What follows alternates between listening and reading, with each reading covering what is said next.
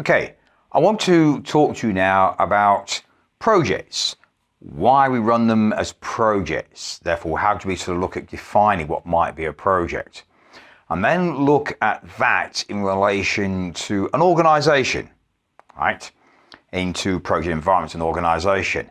And then what I'm going to do underneath that is looking at some of the more techniques around that we call agile these days and where they fit into the two sides of things to give a bigger picture. Because when we talk around methodologies and project methodologies like Prince2 and Agile PM, they're specifically there to run a project in a project environment. But sometimes we have other mechanisms to build products like Scrum and Lean that can work in both environments. But the key difference that sets the project out, as you may have seen in a different session we looked at running successful projects, is looking at governance. But first of all, let's understand, why do we want to run a project in a separate environment? The key element there is to think that what I'm doing, if I'm putting change in place, remember projects have an uncertainty about them. I don't know whether the solution is going to work. I don't know how the project is going to run properly, right? Or run in all the way through the life cycle. So we need to run it in a separate environment to make sure we don't impact on the operational environment. If we're putting smaller changes into the operational side of things, we're hopefully doing that because we know it won't have a major impact and be a showstopper for the organization. Really, that's what we're trying to do, is preserve the organization. So, for example, when we have an operating system on our laptops, because most of us have some form of computer these days, the operating system, doesn't matter if it's Apple or Windows, whichever way you're on, or anything else, Android these days too. The first release of that is the major release. That would have gone through a big project and produced the software.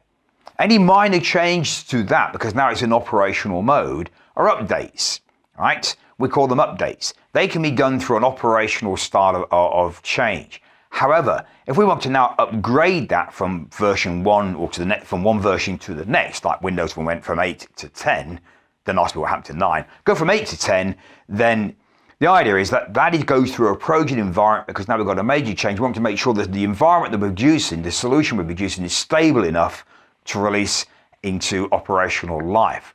So we need to take it offline. You want to put a data center together, you want to put a new production together, or you want to put a new product, a new policy document, for instance. You want to make sure that it's stable before it's released into operational environment. So let's have a look at this from a point of view of an organization. So let's draw this organizational structure like this.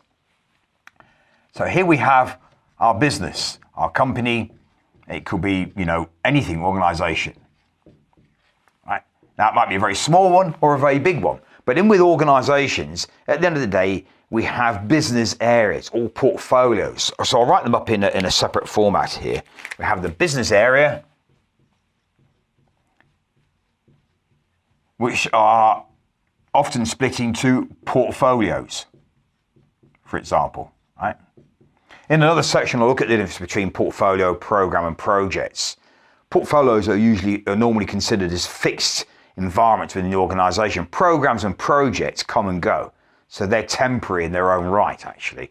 They work under a portfolio. And I split it this way in particular. Quite often we have business areas. At the end of the day, it's all covered by corporate governance. So I'll put this area up here. I'll put this underneath here, corporate governance in the area here, right, as a little box, which may come on top or underneath depending on how big the organization is. It's just a general layout. If you get hold of the ISO standard 21500, there's a slight different variation on how they produce that in there on page 12 actually.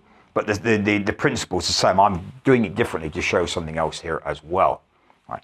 But what these guys are really interested in here, in this particular instance, is organizational strategy. So I'll put strategy up here. Strategic direction. Right? That's what they're concerned with up here. From that point of view. That's what these guys are here for. And the reason for that is to make sure that whatever we're changing within the organization is part of the organization's strategic direction, their way going forward. Because we want to have any impact on that. And in another area, we'll talk about sustainability. Sustainability isn't just about carbon footprinting and trees and stuff like this. It's a whole area of different things around the UN Global Compact, around the Sustainable Development Goals, and around organization sustainability. A lot to do with reputation. Can we exist as a company? Is what we're doing going to help us exist as a company? And then, third-party supply chain integration as well. So the strategic direction is something that needs to be considered very importantly, okay? Now, so how does this work? Generally, in organizations, right, we have two environments. The first environment, which is which earns the money, is the operations environment. Operations, also known as business as usual, right? If you like, business as usual, BAU. So quite often when we talk about business as usual, people talk about BAU environments. And that's really where we earn the bread and butter. This is where the money is earned for the company, the profits are earned by selling the products, whatever it happens to be. Services, cornflakes, cars, data centers, buildings, websites, anything, right? This is where the money comes in, right? Now, what usually will happen is at some point in time, there will be consideration from a change. Now, it may be a change driven from the business portfolio, corporate, wherever it happens to be, but at some point there needs to be a change within the operations. Some new benefit needs to be considered, right? So we need to have some sort of beneficial change, right?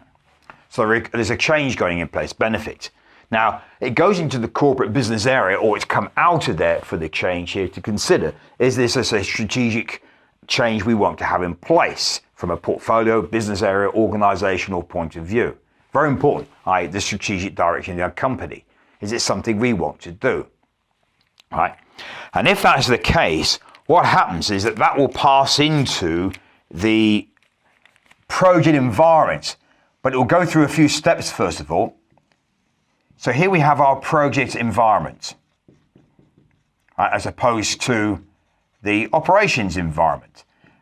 And the reason for that is, as explained earlier, we want to be able to take stuff offline, right, and build it. So when we were working with the bank a few years ago to change the bank teller system, the terminals they use in their banks when you go in and you want to get money and open accounts and stuff, right? The old days used to be all 32 character based systems, the old, green screen stuff as they called it. And the organization wanted to change that to be able to have multiple windows at the same time so they could speed up the process on certain activities, especially opening a brand new customer, which is the prime thing. And what we need to do is always to take that into the project environment. So this is an operational change, right? This was a benefit they wanted. They had to speed up the process of the companies, the bank opening a customer account faster, a new customer. Right? So it goes to the environment, into the project environment. And in there, we have the section of the program and project areas. So we have program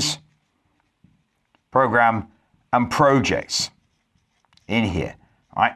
So the main environment is covered here. And the reason for this is that what happens is that the corporate governance looks at the beneficial change, looks at the realistic idea of the benefit from the program or project. Do they want that? And from that will come the governance that will be provided into the environment, right? And that will be covered by a business case in this particular instance. Right? We need a business case to understand what the project is about. So we go into the project environment, which will then provide the governance, take the system offline, and then decide whether it's a project or a program to run the environment and to put the build in place. Right? So that's the key linkage here. So we go into that, run the build, and outcomes are change. So out of here comes the change we put in, which we transition into operations. Right? Transition into operations. Now, as we said, we can go through do incremental deployment, we can go a big bang drop. It all depends on what the project or the program actually needs. And of course, with some information for what the business wants. Right? So that could be incremental changes as we go along. It might be waiting until the very end. With the bank system, we did a lot of piloting and proof of concepts, and testing the solution in some of the local branches. Then eventually we got to the point of the full rollout once we got stabilization of the solution, and then we rolled it out to the rest of the 350 odd branches around the country. Right? And that's what we did. So that became a transition into operational life. Okay. Other ways it may be like a data center, a hardcore switch over one night. Other times it's releasing little bits of changes as we go through, add a bit, and see how it stabilizes. into operational life. All depends on what is being defined that is required by the business and what the project needs. So that's how it works. So operations or through corporate, we decide we need to make a change, a beneficial change. It needs a project environment to control the change, first of all, to make sure that it's the way it's going to work the way we want it to work and deliver the solution we want. So that when we bring it back in, it's not going to have a massive negative impact on operations. Right. Now, that's the change from the project. Of course, there is change management to handle this in here. So I'll put that down here because that's change management to get the transition in, not to do with the change within the project itself. But they have to be linked, obviously. Right. Now, some of the major understandings are here, like one of the other characteristics of projects is that they are cross-functional. So often you're going to get people in operations, especially from business representatives, within your project, because they understand from a super user point of view, or just general users, or people who are actually representing that part of it, the customer part of it, right, in your program or your project. So they need to be engaged within it and understand, because that's where the information is coming from, with your operations. Now, sometimes that could be an external customer, but they need to be part of the project environment. So this is where the cross-functional comes in. Often the developers may be in here. With the bank teller system we were putting in, a lot of the software developers were a team within the bank itself who understood the bank-specific mechanisms and some of the applications the bank actually needed. So we had those in place from our organization.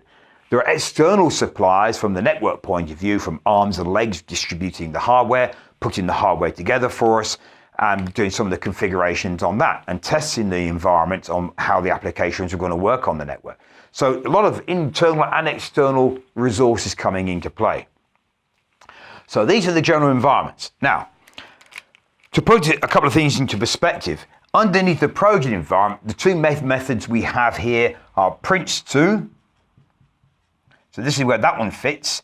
And now there is the Prince2 Agile, which is taking Scrum into place now, looking at managing the product delivery in more detail. And alongside that, we have DSDM Agile PM from a project point of view. They also have program management, PGM, as an MSP for the program side of things. I'm just looking at the projects at the moment. So here we have these two projects. There is another one on the block called Scaled Agile Framework, right? SAFE, which is still growing, but there's another version out there. So if you want to have a look at that. But this is to explain how we control and provide the governance and use a project environment to take everything offline and run the project. This is really quite vital. So we don't impact on current operations, because that could bomb the whole organization. That's what we do not want, obviously. Now, on this side of the scale, we also have some other agile techniques that are around agile approaches that can help us work with operational change that do not impact on operations, but we can do it on the fly or do it while we're in current operational mode. Right? Like I said, doing small updates, like security updates, etc., to your current applications, to the current documents you've got out there, to something that's existing already. Now, some of those we're going to look at now. One or two I'll look at a bit more detail later. The first one, which many of you may already have come across, is Scrum. Right? Scrum allows us to run an iterative development process to make changes within the operational environment and release as we go along, and not have a required for governance. So in its raw form, that is, it doesn't need the governance in this from a product delivery point of view within an operational environment. Right? Remember, I'm looking at its simple format here, just to give it relevance. The next other one that's known is called Lean, continuous improvement. Right? Born out of Toyota and a couple of other organizations, about looking at continuous improvement, looking at the processes we have in place. So if we've got a production line going on, we can look at the processes Toyota did from a design point of view and look at how we can then change that to become a little bit more empirical, a little more straightforward, not have wasted processes, to shorten the time frames, but make it much more economical and also efficient, so they're linked together, okay? These two work on a continuous basis throughout on a time frame. So there's not any usually deadline on time, but obviously we need to get the work done. But no project environment here. This is not looking at projects in this particular format. Okay. Linked to that, there's another one called extreme programming. Extreme programming. This you can consider is like, compared to these with quite a few people in teams and a bit more role playing going on here, quite often in extreme program, there's usually just a couple of guys working on a very short time frame to do things like critical updates, like security leaks and stuff like this. So plug-in holes, for instance, quick code changes, quick change to a part of the process or the policy document, for example. So they're simple, short time frames, and therefore few people. Do not need the governance in place. Okay, supporting technique, and now becoming a bit of its own right from this point of view, something called Kanban. In its raw form, it's to control workflow, work in progress. It's a workflow control. The Scrum bands, I beg your pardon, and a whole pile of things that mixing these up to work together. So it's just to give you an idea that over here, these types of agile techniques, agile approaches can work in an operational environment, and they do not need the governance then to have it in place. Now, as you may have realized, and if you saw another session I've done on looking at traditional and current methodologies and the linkage between them, you'll see that Prince 2 has now got an agile bolted into it, which is looking at a Scrum environment. Remember, Scrum predominantly is an iterative development technique. It's to develop the solution on an iterative basis, which is a pretty good way of doing things anyway in building products. And if you do that in projects, the SDM takes its own viewpoint in a similar fashion. It still has iterative development in place. So we're taking that type of approach and putting it over here. Right? But what we're actually doing is putting governance over the development of the solution at this point, and that's when the major change comes in place. So these particular approaches, Scrum and Lean in particular, these two not so much, although that can be a supporting particular technique. The Scrum and the Lean practices can actually be used within any of these two environments, or if you want to put your own governance in place, whatever it happens to be. It's about putting governance over there to monitor the progress of the products, because then they're all related around an overall deliverable. Whereas here, quite often we're not doing that. And I'll look at Scrum in a bit more detail in a different session. So when we look at these here, they're taking an iterative approach, look at managing the product builds in some form or another, evolution, development, however you look, but taking an iterative approach as well in some or not all cases within the project. But the point is, we're putting a governance around the build of the solution to ensure that we realize the right benefits and we get the right solution in place. Here, that isn't the case. And that separates the two out. But the core element here, the core message here is to say, what we're looking at from an organizational point of view, how does that change work? Do we need a project environment to run that change? Do we need to have governance in place with the business case to make sure that we deliver the right solution? And how do we transition that into operations as well? But keep it offline, because we want to make sure we do not impact on the operational side of things as we go through. And that's usually the biggest defining thing about projects. You know, do I need governance? Do I need separate environments? The size of it doesn't matter. You can have a 2-day project, you can have a 2-year project, some have 20 years. That isn't really the main definer, right? You can look at the size of it that way, but the main definer is that particular discussion we had there.